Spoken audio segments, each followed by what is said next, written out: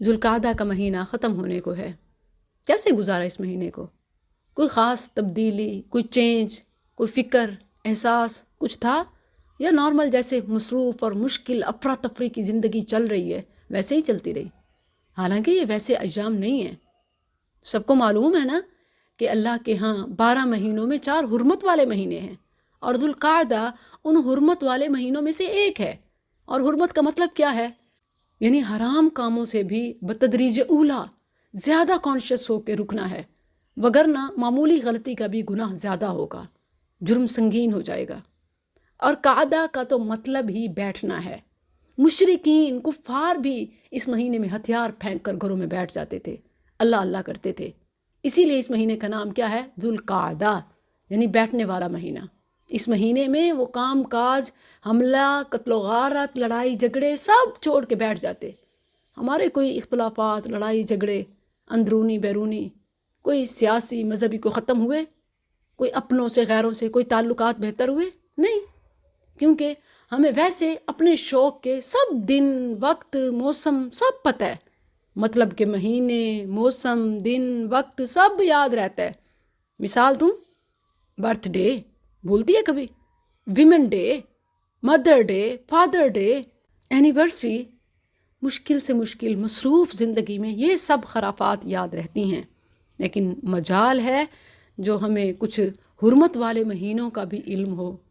ویسے اگر میں سوال کروں کہ حرمت والے مہینے کون سے ہیں تو شاید کچھ بہنیں جواب دے سکیں، لیکن اگر یہ ہو کہ ہم نے اس میں کوئی تفریق بھی کی، کوئی ہماری زندگی میں کوئی تبدیلی بھی آئی، کوئی ہمارے معمولات چینج بھی ہوئے، تو پھر ایسی کوئی چیز ہمارے کم از کم علم اور عمل دونوں میں نہیں ہے.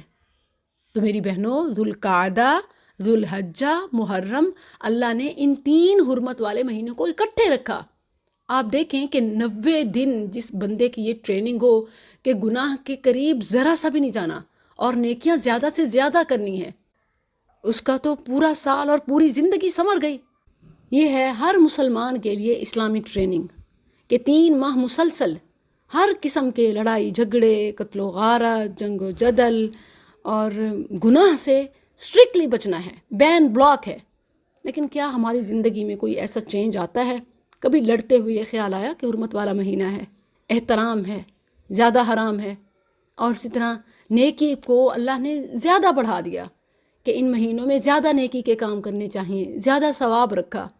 ہم کبھی سستی کرتے ہوئے یہ سوچ کر نیکی کر ڈالیں کہ حرمت والا مہینہ ہے، عظمت ہے، احترام ہے، نہ علم ہے اور نہ عمل ہے. اب آ جائیے ذوالقعدہ میں خاص اعمال کی طرف، کیونکہ ان کے بعد جو ایام ہیں، جو مہینہ ہے اور اس کا پہلا عشرہ ہے، اس کی اتنی فضیلت ہے کہ اللہ عز و جل نے ان 10 دنوں کی قسم اٹھائی ہے.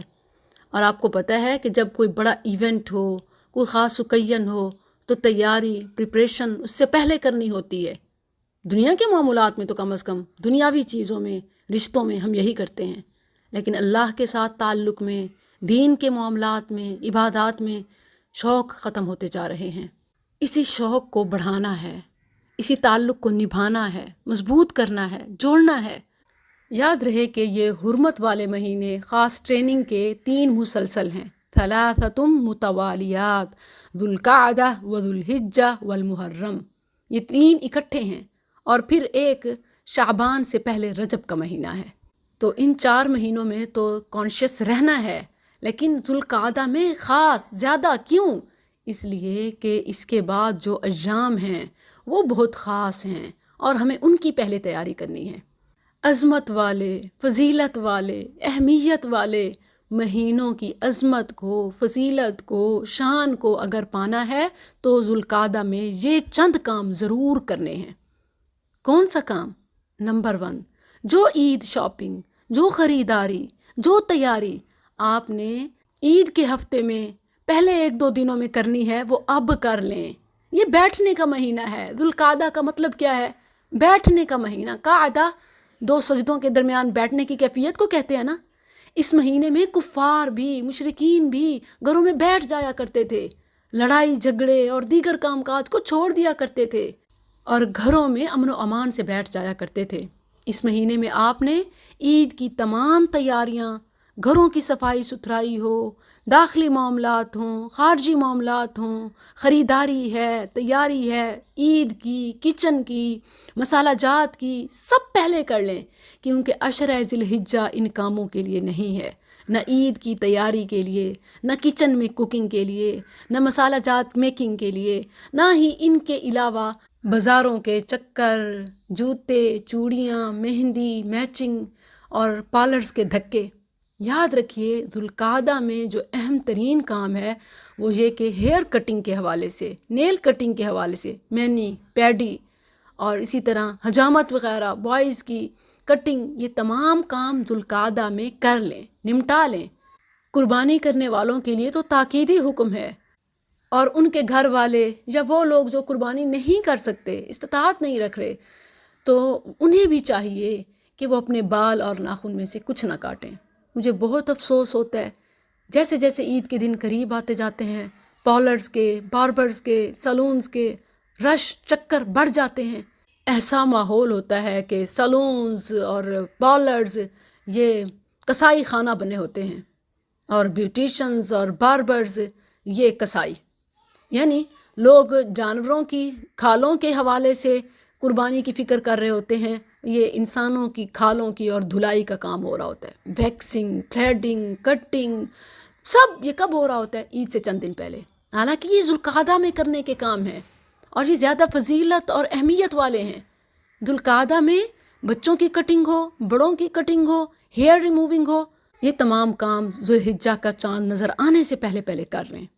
تو نمبر 1 صفائی ستھرائی، پھر وہ ذاتی ہو یا اجتماعی ہو، یعنی اپنی بھی، گھر کی بھی، باہر کی بھی، عید کی، کچن کی، خریداری، تیاری، اندرونی بیرونی، داخلی خارجی، ظاہری باطنی، یہ بہت اہم ہے۔ ذی الحجہ میں عبادات سے پہلے اپنے من کو صاف کر لیں، کیونکہ طہارت ہوگی تو عبادت ہوگی۔ ایک طرف آپ کے موویز، سیریز، ڈراماز چل رہے ہوں، دوسری طرف تسبیح بھی ہاتھ میں پکڑ لیں، ایک طرف قطع تعلقی ہے، بین بلاک ہے، آنا جانا ختم ہے، دوسری طرف مصلی بھی مل لیں، یہ تمام چیزیں ایک دوسرے کے اپوزٹ ہیں۔ تو نیکیاں کرنے سے پہلے ذوالقعدہ میں نیکیوں کا ماحول بنائیں، توبہ و استغفار کر لیں، صلح میں پہل کر لیں۔ یہ وہ کام ہے کہ چھوٹی سی نیکی کو بھی، ایک کنکر کو بھی پہاڑ بنا دیں، وگرنہ بڑی بڑی نیکیاں کریں، قربانیاں، صدقہ خیرات اور بہت کچھ، لیکن ساتھ ایسے کام کر رہے ہوتے ہیں کہ ان نیکیوں پر پانی پھر جاتا ہے، بہہ جاتی ہیں، ضائع ہو جاتی ہیں۔ تو اللہ کے لیے اپنی نیکیوں کی حفاظت کا، اپنے باغ کی، پھل پھولدار باغ کی حفاظت کے لیے پہلے 4 دیواری بنائیں، اور یہ 4 دیواری توبہ ہے، استغفار ہے، گناہوں کو چھوڑنا ہے، قطع تعلقیوں کو ختم کرنا ہے، صلح میں پہل کرنی ہے، وہ اپنے رب سے صلح ہو یا اس کے بندوں سے صلح ہو۔ جب یہ کام کر لیں تو پھر آئیے، صفائی ستھرائی بھی ہو گئی، توبہ استغفار بھی ہو گیا، عید کی تیاری بھی ہو گئی، تو اب آپ مہمان ہیں اور اللہ آپ کا میزبان ہے، آپ ذی الحجہ کے مہینے میں ہیں۔ اب کیا کریں؟ سب سے پہلا کام فرض نمازوں کا اہتمام ہے، کیونکہ یہ سب سے پہلا سوال قیامت کے دن ہونا ہے۔ نیکی کے، عبادت کے موسم میں سب سے پہلی چیز ہمیں اپنی نمازوں کو بہتر کرنا ہے۔ اگر وقت پر نماز نہیں پڑھتے تو نمازیں وقت پر کریں، اگر خشوع و خضوع میں کمی ہے تو اس پر کام کریں، اگر جلدی جلدی جھٹ پٹ پڑھا کرتے تو ان میں قیام، ان میں خشوع خضوع لمبا کریں، طویل کریں، اور اگر صرف فرض پڑھا کرتے تھے تو سنتوں اور نفلوں کی طرف آ جائیں۔ اور پھر اس کے بعد اذکار، فرض نمازوں کے بعد سنت، نوافل اور اذکار۔ اگر میں آپ کو بتاؤں کچھ ایسے اعمال کہ جن سے مل جائے حج و عمرے کا ثواب، تو کیا کرنے کے لیے ہیں تیار؟ فجر کی نماز کے بعد سے طلوع شمس تک مسجد ہی میں، یا پھر خواتین نہیں جا سکیں تو گھر ہی میں اپنی نماز کی جگہ پر ٹھہرنا، بیٹھے رہنا، اور پھر 2 رکعت نماز پڑھ کر اٹھنا۔ اس حوالے سے جو احادیث ہیں ان میں بعض محدثین نے تو ان کو ضعیف کہا اور شمار نہیں کیا، لیکن چونکہ بعض نے اسے صحیح بھی کہا ہے تو میں آپ کو بتا دیتی ہوں۔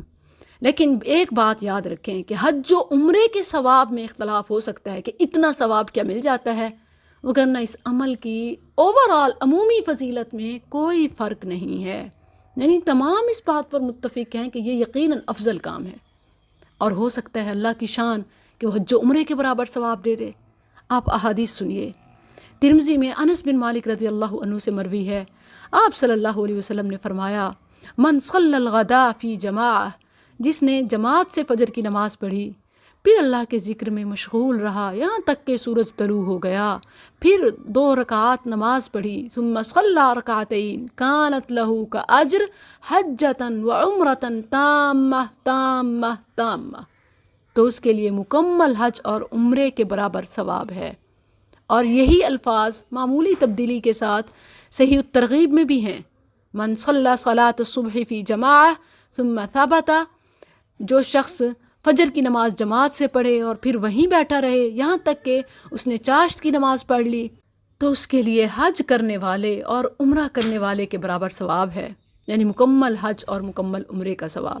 اسی طرح جماعت کے ساتھ نماز پڑھنے جانا اور نفل پڑھنے جانا یہ بھی بہت اہم ہے۔ صحیح الجامع میں 6556 کے ریفرنس سے ہے، ابو امامہ رضی اللہ عنہ سے روایت ہے، رسول اللہ صلی اللہ علیہ وسلم نے فرمایا، من مشى الى صلاۃ مکتوبۃ فی الجماعہ فہی کحجہ، جو شخص جماعت سے فرض نماز پڑھنے نکلتا ہے تو اس کا ثواب حج کے برابر ہے، اور جو نفلی نماز کے لیے، اور ایک اور روایت میں ہے یعنی چاشت کی نماز کے لیے نکلتا ہے تو اسے مکمل عمرے کا ثواب ملتا ہے۔ یاد رہے کہ خواتین یہی وقت پر اور خوش و خضوع پر اگر گھر میں پڑھ لیتی ہیں تو وہ بھی اپنے رب سے اجر کی امید رکھ سکتی ہیں، اور اگر با پردہ موقع میسر ہو مسجد میں جائیں تو یقیناً یہ فضیلت بدرجہ اولیٰ ہے۔ اور اسی طرح میری بہنوں آپ کو مبارک ہو، ان علمی مجالس میں آنا، دعوتی سیشنز میں شرکت، یہ بھی حج کے برابر ثواب ہے۔ جسٹ امیجن، صحیح الترغیب 86 کے ریفرنس کے ساتھ ہے، رسول اللہ صلی اللہ علیہ وسلم نے فرمایا، من غدا الى المسجد لا يريد الا ان يتعلم خيرا او يعلمه كان له كاجر حاج تاما، جو مسجد کی طرف علم حاصل کرنے یا علم سکھانے کے لیے نکلتا ہے، اسٹوڈنٹس، ٹیچرز، دینی کورسز کرنے والے، اسے کتنا ثواب ملتا ہے؟ مکمل حج کے برابر ثواب ملتا ہے۔ ریفرنس آپ کے سامنے ہے۔ اور پھر اسی طرح گھر میں بیٹھے بیٹھے نماز کے بعد ذکر و اذکار کرنا، یہ جو آپ تسبیح فاطمہ پڑھتی ہیں نا، اس کی بڑی فضیلت ہے۔ بخاری 843 کے ریفرنس کے ساتھ ہے، ابو ہریرہ رضی اللہ عنہ سے مروی ہے، انہوں نے کہا، جاء الفقراء الی النبی صلی اللہ علیہ وسلم، کچھ مسکین لوگ نبی صلی اللہ علیہ وسلم کے پاس آئے اور بولے کہ مال والے تو بلند مقام اور جنت لے گئے اللہ کی راہ میں خرچ کر کر کے، وہ ہماری ہی طرح نماز پڑھتے ہیں اور روزہ رکھتے ہیں، اور ان کے لیے مال کی وجہ سے فضیلت ہے، مال سے حج کرتے ہیں اور عمرہ کرتے ہیں اور جہاد کرتے ہیں اور صدقہ دیتے ہیں۔ تو آپ صلی اللہ علیہ وسلم نے فرمایا کہ کیا میں تمہیں ایسی بات نہ بتاؤں جس کی وجہ سے تم پہلے والوں کے درجے کو پا سکو، یعنی اہل ثروت کی طرح، جو وہ مال خرچ کر کر کے درجہ پاتے ہیں، تم اس عمل سے اس درجے کو پا سکتے ہو، سوائے ان کے جو ایسا عمل کرے، یعنی اگر وہ پھر یہ کام بھی شروع کر دیں گے تو ظاہر ہے کہ ان کا نمبر بڑھ جائے گا۔ اور وہ عمل کیا ہے؟ ہر نماز کے بعد 33 بار سبحان اللہ، 33 بار الحمدللہ، اور 33 بار یا 34 بار اللہ اکبر۔ اتنا ثواب ہے اس کا کہ صدقہ خیرات کرنے والے، حج و عمرہ کرنے والے، اللہ کی راہ میں مال لٹانے والوں کے برابر ثواب۔ اللہ اکبر۔ اسی طرح رمضان میں عمرہ کرنا بھی حج کے برابر ثواب ہے، صحیح مسلم میں 1256 کے ریفرنس کے ساتھ ہے۔ اور چونکہ اب رمضان گزر چکا ہے تو اب میں آپ کو وہ بات بتاتی ہوں کہ جو آپ کر سکتی ہیں۔ ان میں سے ایک اہم کام والدین کے ساتھ حسن سلوک کرنا ہے۔ اللہ اکبر۔ انس بن مالک رضی اللہ عنہ سے روایت ہے، ان رجلا جاء الى رسول اللہ صلی اللہ علیہ وسلم وقال، ایک آدمی رسول اللہ صلی اللہ علیہ وسلم کے پاس آیا اور کہا، میں جہاد کی خواہش رکھتا ہوں مگر طاقت نہیں ہے، جسمانی یا مالی۔ تو آپ نے پوچھا کہ کیا تمہارے والدین میں سے کوئی باحیات ہے؟ اس نے کہا، ہاں میری ماں۔ تو آپ نے بتایا کہ جاؤ ان کی خدمت کرو، تم حاجی، معتمر اور مجاہد کہلاؤ گے۔ حسن اور منذری نے الترغیب والترہیب میں اسے جید کہا ہے، یعنی اس کی سند کو جید قرار دیا ہے محدثین نے، تو یہ بہت اہم ہے۔ اسی طرح اب جو حجاج جا رہے ہیں ان کی تیاری میں ہیلپ کرنا، یا پیچھے سے ان کے گھر والوں کا خیال کرنا، اس کا بھی حج کے برابر ثواب ہے۔ صحیح الترغیب میں 1078 کے ریفرنس کے ساتھ ہے۔ نبی صلی اللہ علیہ وسلم نے فرمایا، من جہز غازیا او جہز حاجا او خلفہ فی اہلہ او فطر صائما کان لہ مثل اجورہم۔ جس نے مجاہد کا سامان سفر تیار کیا یا حاجی کا سامان سفر تیار کیا یا ان کے گھر والوں کی خبر گیری کی یا کسی روزے دار کو افطار کیا تو اس کے لیے انہی کے برابر اجر ہے، اور اس میں ذرہ برابر کمی نہیں کی جائے گی۔ اس عشرے میں آپ نے یکم ذی الحج سے لے کر 13 تک، یعنی ذی الحجہ کے پہلے 13 دن عام طور پر بغیر کسی وقت کی تعین اور تعداد کی تعین کے زبان پر ہر وقت تکبیرات کو جاری رکھنا ہے۔ ان دنوں میں تو عام طور پر، لیکن 9 ذی الحج کی صبح سے لے کر اور 13 کی شام تک یہ اسپیشل ڈیز ہیں کہ ان میں اور زیادہ محنت سے، شوق سے، کثرت سے تکبیرات کا اہتمام کرنا ہے۔ اور پھر ان دنوں کے روزے بھی افضل ہیں، یکم سے 9 ذی الحج تک۔ 9 ذی الحج کے روزے کی بڑی فضیلت ہے، روز رکھنا چاہیں رکھ سکتے ہیں، صوم داؤد ایک چھوڑ کے ایک رکھنا۔